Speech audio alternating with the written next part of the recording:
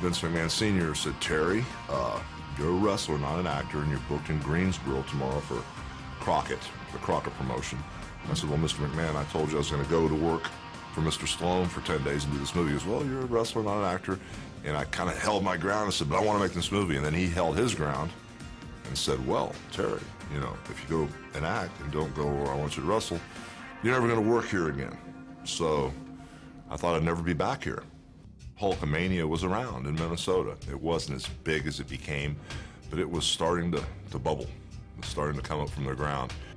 All of a sudden, I got a call from Vince McMahon, and I thought, you know, my gosh, there's not much to talk about, but we talked. And I told my wife, I said, you know, I got a call from Vince McMahon. I never thought I'd work there. I told my wife, if I just have one good year in New York, we can retire, and that'll be it.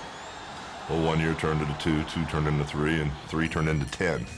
When you talk about me hitting the road at the end of '83 and running hard for 10 years, there weren't 5 guys to put this million-pound burden on their shoulders and run together to carry this huge banner of hope.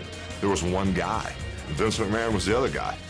He was the mastermind setting up the deals. He was sitting in his office in Stamford, Connecticut, and we were planning our strategy, and I would physically go out and make the moves. He threw me the football, and I put my head down and ran as hard as I could.